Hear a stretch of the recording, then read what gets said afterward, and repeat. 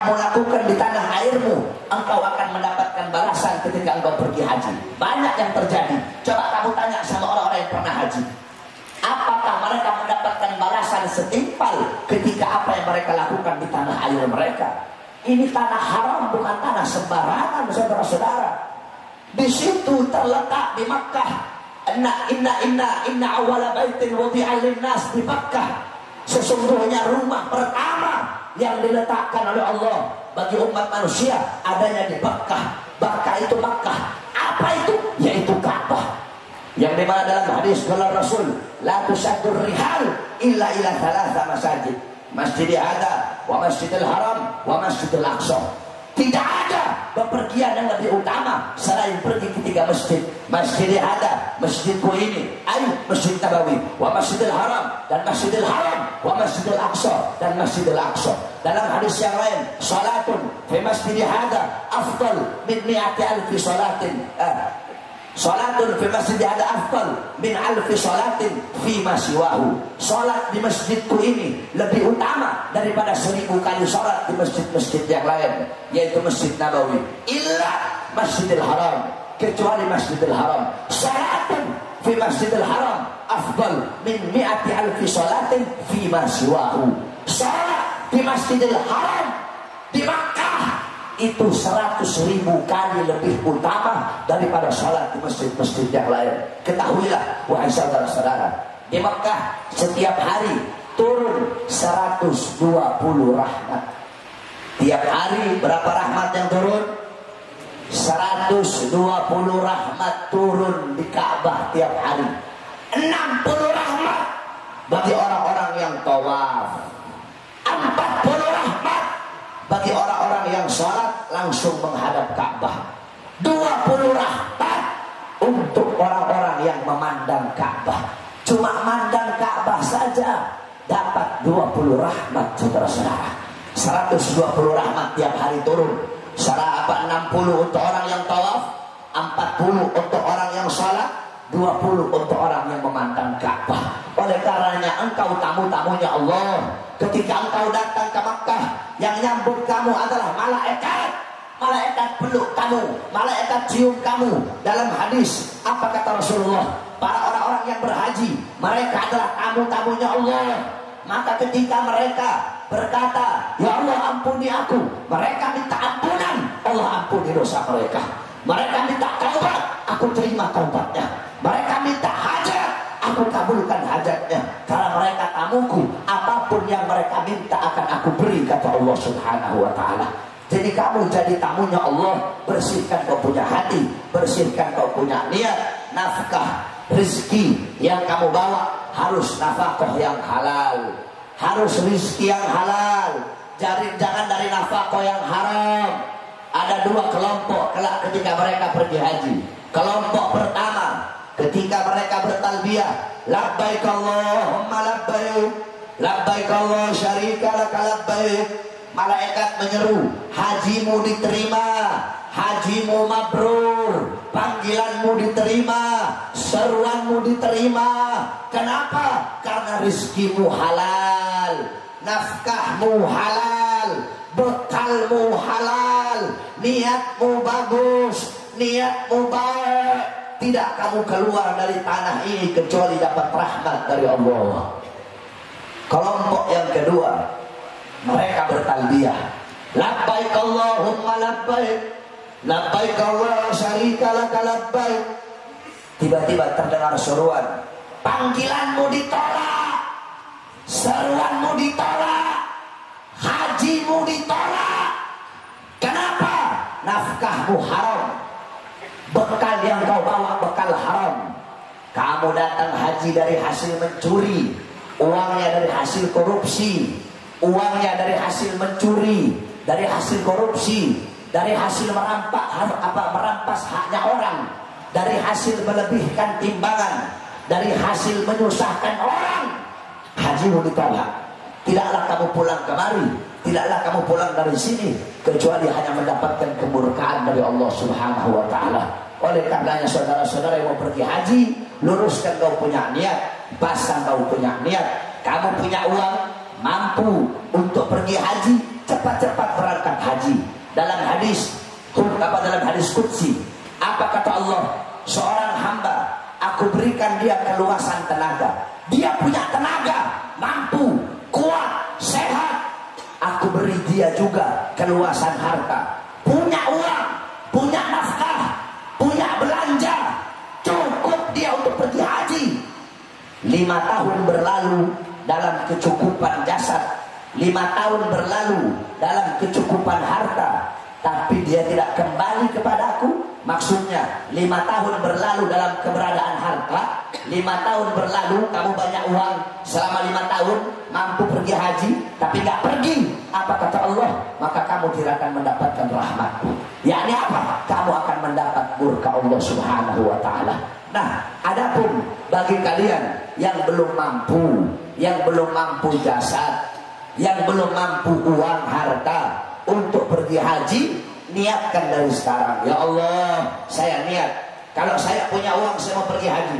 Ya Allah, saya niat kalau saya ada keluasan harta saya ingin menjadi tamu pergi haji.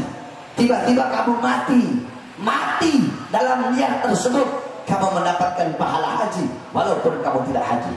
Berapa banyak orang-orang mendapatkan pahala haji mabrur padahal mereka tidak haji. Contoh, Al-Imam Abdullah ibn Mubarak, beliau mendengar malaikat sedang bercakap-cakap. Ini malaikat lagi ngobrol. Kata malaikat, tahun ini ada 600.000 orang yang pergi haji. Tahun ini 600.000 orang pergi haji. Tapi yang diterima cuma satu, namanya Ali Al-Muwaffaq. Cuma dia yang hajinya diterima. Dia adalah seorang penjahit atau tukang sol sepatu.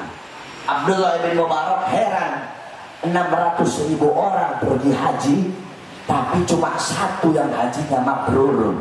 Dicari, orangnya ada di Damaskus. Ketika Imam Abdullah bin Mubarak sampai ke Damaskus, dicari seorang penjahit sepatu yang namanya Ali Al-Muwaffaq. Tiba-tiba beliau ketemu. Kamu Ali Al-Muwaffaq? Ya, saya Ali Al-Muwaffaq. Tolong cerita kepadaku, kenapa kok haji kamu diterima? Loh, saya nggak pergi haji, kata beliau. Terus coba ceritain amal apa yang kamu lakukan. Beliau cerita, oh kemarin saya punya istri lagi ngidam. Ngidam apa? Perempuan kan kalau ngidam aneh-aneh. Saya punya istri ngidam daging milik tetangga sebelah yang sedang dipanggang. Saya mau cari daging lain, dia nggak mau. Maunya daging tetangga yang ada di sebelah yang lagi dipanggang. Emang kalau orang ngidam itu aneh-aneh. Siapa kayak saya punya istri. Istri saya ngidamnya apa aneh? Saya tanya, kamu ngidam apa? Saya ngidam, saya pengennya Kak Bahar nikah lagi.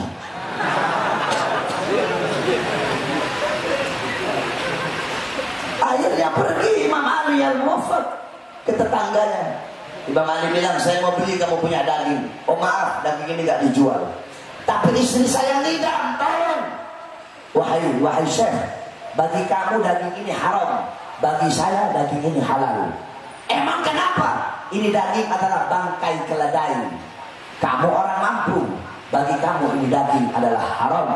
Saya janda, anak-anak saya yatim, berhari-hari gak makan, sehingga bagi saya bangkai ini halal bagi saya. Aku pun kasihan, maka aku berikan semua bekal hajiku kepada dia. Gara-gara itu hajinya diterima mabrur, niatnya sampai, dapat pahala mabrur, walaupun jasadnya tidak pergi ke sana. Oleh karena itu, kalau punya harta, punya uang, niatkan dari sekarang untuk pergi haji. Adapun bagi orang-orang yang punya uang, punya harta, tapi nggak mau pergi haji, bukan dia yang nggak mau pergi haji, tapi Ka'bah nggak mau didatengin sama orang yang congornya kayak begitu, saudara-saudara. Siapa kamu, siapa Ka'bah? Kalau ada orang punya uang, tapi nggak mau pergi haji, bukan dia yang nggak mau pergi haji, bukan. Tanah Mekah nggak mau diinjak sama orang yang congornya kayak begitu.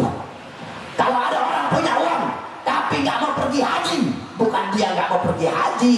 Hajar Aswad nggak mau dicium sama orang yang punya congoran kayak begitu. Orang-orang yang haji, orang-orang yang dipilih oleh Allah. Contoh Al-Imam Ibn Munkadir.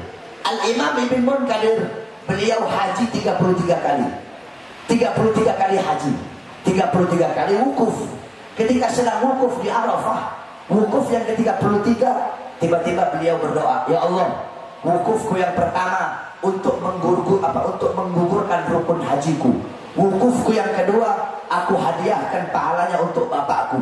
Wukufku yang ketiga, aku hadiahkan pahalanya untuk ibuku. Sisa 30 ini aku hadiahkan untuk semua orang-orang yang wukuf di padang Arafah ini. Tiba-tiba dia tertidur. Ketika dia sedang tertidur, terdengar suara, wahai Ibn Munkadir, apakah engkau akan mendermawakan dirimu kepada Sang Maha Dermawan? Hei Ibn Munkadir, ketahuilah bahwasanya Allah telah mengampuni dosa-dosa orang yang wukuf di Arafah 60.000 tahun sebelum Allah ciptakan padang Arafah. 60.000 tahun sebelum Allah ciptakan Arafah, sudah Allah ampuni dosa-dosa orang yang wukuf di Arafah. Berarti orang-orang yang haji itu adalah orang-orang yang dipilih oleh Allah Subhanahu wa ta'ala. Kalau kamu tidak mampu tapi tetap berusaha pengen naik haji, kata Habib Abdullah Haddad, itu merupakan tanda sebagai kesempurnaan imanmu. Gak punya uang tapi tetap berusaha pengen haji, itu tanda kesempurnaan iman. Tapi gak punya uang, maksa pergi haji sampai anak istrinya terlantar, pergi haji tapi bikin susah orang, kata Habib Abdullah Haddad, ini justru jatuhnya haram. Jadi sama kayak orang bangun rumah tapi dengan waktu yang sama dia menghancurkan satu kota. Jadi kamu gak cukup hartamu, niatkan dari sekarang. Agar apa? Agar Allah Subhanahu wa ta'ala jadikan kamu tamu-tamunya Allah, sehingga bisa pergi haji dan menjadi haji yang mabrur. Loh, contoh haji mabrur itu seperti apa? Ada tandanya, ada alamatnya. Kamu lihat artis-artis tuh, banyak artis-artis di TV, betul? Banyak artis yang naik haji, betul? Mereka pergi haji pakai pakaian ihram, pergi haji, pakai jilbab ditutupin, pulang pakai rok ini, pulang joget dangdut, pulang goyang itik, pulang goyang ekor, tetap gak berubah. Kenapa? Karena pergi hajinya nafkahnya haram. Pergi hajinya nafkah yang dipakai dari hasil jualan aurat, jualan tetek, tahu tetek, jualan payudara, jualan aurat, jualan paha. Makanya hajinya gak mabrur. Kenapa? Nafkah yang dipakai nafkah haram. Kamu kalau mau lihat orang hajinya diterima, gampang. Sebelum haji baik, habis haji lebih baik dari sebelumnya. Sebelum haji buruk, habis haji jadi hamba yang baik.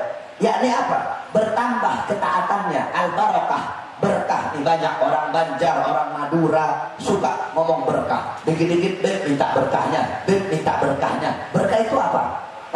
Berkah itu bukan bertambah harta, bukan bertambah pangkat, bukan bertambah umur, bukan bertambah jabatan. Al-barakah tuzibukum fit ta'ah. Barakah bertambahnya ketaatan, kepatuhan, ketundukan kepada Allah Subhanahu wa ta'ala. Jadi kalau sebelum haji buruk, habis haji baik, bertambah kebaikannya, berarti hajinya diterima oleh Allah Subhanahu wa ta'ala. Kemudian wasiat saya yang terakhir kepada seluruh hadirin hadirat yang hadir di majelis ini. Dalam Al-Quran Allah Subhanahu wa ta'ala berfirman, qul hal yastawil ladina ya'lamuna wal ladina la ya'lamun. Katakanlah olehmu wahai Muhammad, apakah sama orang-orang yang alim dengan orang-orang yang tidak alim? Apakah sama para ulama dengan para pejabat? Apakah sama para ulama dengan presiden? Apakah sama para ulama dengan menteri? Apakah sama para ulama dengan polisi? Ain la yastawuna abada, la fid dunya wa la fil akhirah. Tidak akan pernah sama. Di dunia tidak sama, di akhirat juga tidak sama. Saudara-saudara, jangankan ngomong ulama, kejauhan ngomongin ulama. Kita saja yang duduk pada malam hari ini, thalibul ilm, kita para santri yang duduk pada malam hari ini, karpetnya yang kalian duduki ini, karpet merah yang kamu duduki, tuh yang di belakang, yang duduk di terpal yang kalian duduki, karpet yang kalian duduki. Saya, Bahar bin Ali bin Smith, saya bersumpah demi Allah, karpet yang kalian duduki di sisi Allah lebih mulia daripada kursi bangku yang diduduki oleh kursi presiden, saudara-saudara. Kenapa? Karena kursi, karena karpet yang kalian duduki untuk berzikir kepada Allah Subhanahu wa Ta'ala. Kalau karpetnya saja nggak sama, bagaimana dengan santrinya? Santrinya nggak sama, bagaimana dengan ulamanya? Karena Allah udah bilang di Al-Quran, apa? Nabi udah bilang dalam hadis, apa? Ad-dunya mal'un, mal'un wa ma fiha illa zikrullah wa ma walah wa aliman aw muta'alliman. Dunia ini tertutup, dunia ini hina, wa ma fiha, dan hal-hal yang ada dalamnya semuanya terlaknat. Apapun yang ada dalamnya illa kecuali zikrullah. Orang-orang yang mengingat Allah, yang taat, yang patuh, yang tunduk kepada Allah. Orang-orang yang hatinya bersih, dia kosongkan hatinya dari dunia, harta, pangkat, jabatan, tahta, kekuasaan. Hatinya bersambung dengan Allah, lidahnya basah dengan Quran, zikir, tahlil, tahmid, tasbih, takbir, tamjid, shalawat. Orang-orang yang alim, wa'aliman, orang-orang yang alim, atau muta'alliman, atau orang-orang yang menuntut ilmu. Inilah golongan yang mulia. Kalau ada pejabat nggak mau berzikir, nggak mau ingat Allah, nggak taat, nggak patuh, nggak tunduk, orang alim bukan, penuntut ilmu juga bukan, berarti dia termasuk dalam mal'un yang dimaksudkan oleh baginda Nabi besar Muhammad SAW. Jadi saya tanya sama orang Banjar, semuanya jawab yang keras. Ulama dan pemerintah sama apa tidak? Jawab dengan keras, sama apa tidak? Yang keras sama apa tidak? Ulama dengan presiden sama apa tidak? Dengan keras sama apa tidak? Ulama dan tentara sama apa tidak? Ulama dan polisi sama apa tidak? Ulama dan menteri sama apa tidak? Ulama dan pengusaha sama apa tidak? Ulama dan pedagang sama apa tidak? Siapa yang lebih mulia? Jawab yang keras, siapa yang lebih mulia? Yang keras, siapa lebih mulia? Siapa yang lebih agung? Siapa yang lebih luhur? Siapa yang lebih wajib ditaati? Siapa yang lebih wajib dicintai? Siapa yang lebih wajib diikuti?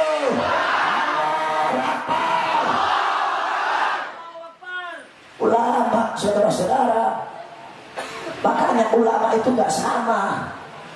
Mereka golongan-golongan yang mulia, golongan-golongan yang agung. Sampai-sampai Al-Imam Abu Aswad Ad-Du'ali, yang ngomong Al-Imam Abu Aswad Ad-Du'ali, bukan Bahar bin Smith, bukan. Yang ngomong Imam Abu Aswad Ad-Du'ali. Kalau mau salahin Imam Abu Aswad Ad-Du'ali. Berani kamu nyalahin Abu Aswad Ad-Du'ali yang nemu ilmu nahwu. Apa kata beliau? Al-ulama al-muluk hukamun lin-nas, wal ulama hukamun lil-muluk. Apa kata beliau? Sesungguhnya al-muluk, raja-raja, yakni as-salatin, para penguasa-penguasa, umara, para pemerintah-pemerintah, mereka itu yang mengatur manusia, menghukum manusia, memberikan aturan kepada manusia. Terus siapa yang bisa menghukum mereka? Terus siapa yang bisa mengatur mereka? Al-ulama hukamun lil muluk. Para ulama yang mengatur para pejabat. Para ulama yang bisa menghukum para pejabat. Makanya saya bilang kan apa? Kita orang ini, Habib-habib zaman sekarang, kita ini masih lembut. Habib Rizik lembut, saya lembut. Beda dengan Habib-habib zaman dulu, jin-jinnya kita orang. Kita nampar pejabat yang zolim itu cuma pakai mulut. Enjin-enjin kita nggak pakai mulut. Contoh, kamu tahu Habib Abdurrahman Masyhur? Ada Habib Abdurrahman Masyhur, Sahibul Bukhyah, yang ngarang kitab Bughyatul Mustarsyidin, yakni fatwa ulama mutaakhirin. Itu di zaman beliau sultan ada dua. Ada Sultan Al-Qadiri, ada Sultan Al-Gheti. Di zaman beliau ada Sultan Al-Gheti. Ini sultan ngambil pajak dari rakyat. Ketahuan sama Habib Rahman. Ketemu di jalan, papasan di jalan. Habib Rahman gak ngomong, kenapa kamu begini? Enggak, langsung ditampar. Pah. Kamu jangan menambah-nambahkan apa syariat Nabi Muhammad. Itu Habib itu. Saya lagi bayangin bagaimana kalau Habib Ali ketemu Jokowi terus ditampar.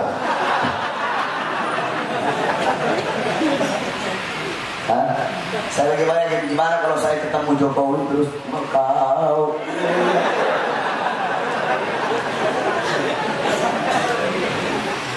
Kemarin saya diundang Ramadan kalau nggak salah, diundang di MPR RI. Jokowi hadir, semua hadir. Masa nggak mau datang? Walaupun nama saya disebut Habib Bahar di sini ketua Majelis Ulama, saya nggak ada, saya nggak hadir. Ngapain saya hadir? Mending saya habisin Quran, hatam Quran di pondok. Ya, sebab kenapa dikatakan apa?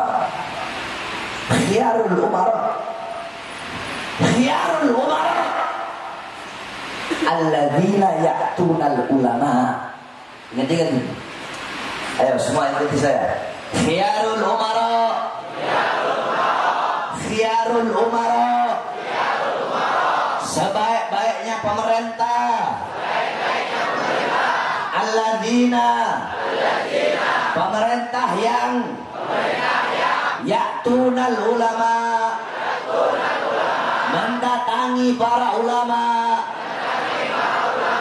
wasyirarul ulama, dan seburuk-buruknya ulama, alladzina, yang dimana ulama ya'tunal umara, mendatangi para pejabat.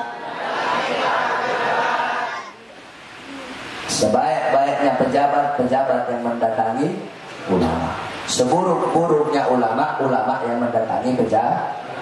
Tapi kata Habib Ahmad bin Zaid Al-Habsyi, ini nggak mutlak. Maksudnya nggak mutlak apa? Mau pengen lama, sebentar. Kalau mau sebentar, akan selesai.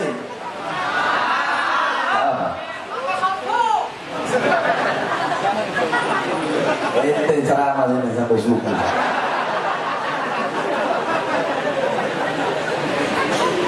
Al-Habib Ahmad bin Zaid Al-Habsyi, kata beliau, ini kaidah tidak mutlak berlaku. Kalau ada ulama datang ke pejabat untuk menasehati mereka, untuk menyampaikan yang hak itu hak, yang batil itu batil, untuk mengajarkan mereka hukum Allah, maka mereka tidak termasuk seburuk-buruknya ulama. Paham? Jadi akan ada ulama yang dekat sama pejabat, tapi dekatnya itu untuk nasihatin pejabat, dekatnya itu untuk memberikan petunjuk, memberikan irsyad wal huda wal madad wal futuh. Nah, ini nggak termasuk, ya. Nah, adapun yang termasuk itu yang seperti apa? Mereka para ulama yang datang kepada pejabat, yatlubud dunya bi amal akhirah, mencari dunia dengan amal-amal akhirat. Mereka datang kepada pejabat untuk jadi anjing-anjingnya pejabat, jadi penjilat-penjilat pejabat. Mereka datang kepada para pejabat, berdiri depan pintu surga untuk mengharapkan sebagian hartanya. Mereka datang di pintu-pintu pejabat, masuk istana untuk menjual agama, untuk menjual Islam. Ini yang namanya kera-kera bersorban, saudara-saudara. Jadi kalau ada ulama kayak begitu, panggil, ulama bocet.